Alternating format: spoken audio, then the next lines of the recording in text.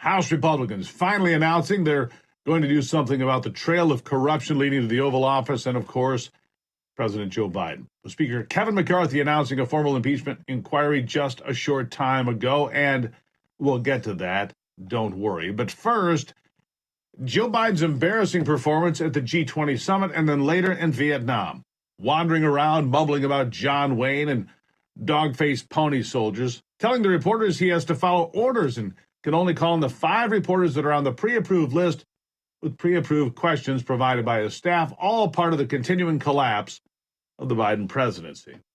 Americans of all political persuasions, even those that want to believe desperately that Joe Biden can do the job, know it's not happening, and it's not going to happen. They know this presidency right now is all but over. So panic is setting in, especially now that an impeachment inquiry has been announced. The public is about to learn a lot more about old Joe and his dirty dealings, from Ukraine to Russia to China. Now, I told you several weeks ago that the networks had shifted their messaging, and President Biden had been dropped from the protection list.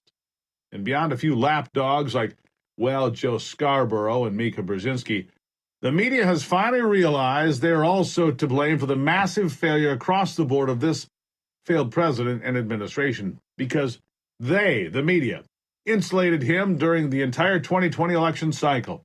They never vetted him, and worse, they buried stories that would have been damaging, like all the corruption that's now coming to light.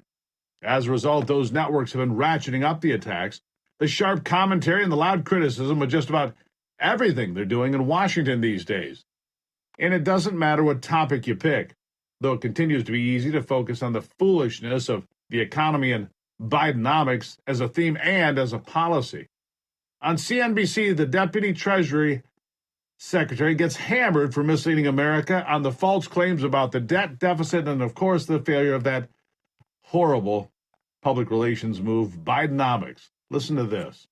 33 trillion and counting, I guess, Secretary, and I think 2 trillion this year added deficit. We hear the president consistently, and a lot of his people, bragging about having cut the deficit when it was $1 trillion last year, and it's a $2 trillion this year. Are you concerned? What about next year? What should we not be, like, perhaps misleading the public about how we've done with the deficit and start tackling it? So I think the truth is that we cut a deal with Republicans. No, I know. I just mean big picture. What are we doing? Another $2 trillion? Nope. We haven't cut the deficit this year. We doubled it from last year. We doubled it. Big picture. We're going down the drain here. And here's the old adage. If you're explaining, you're losing. And right now, the Democrats and every member of the administration is explaining pretty much all day, every day, how good the economy is. Inflation's down. Unemployment is low and wages are up, even though purchasing power is far less than it's ever been in my lifetime.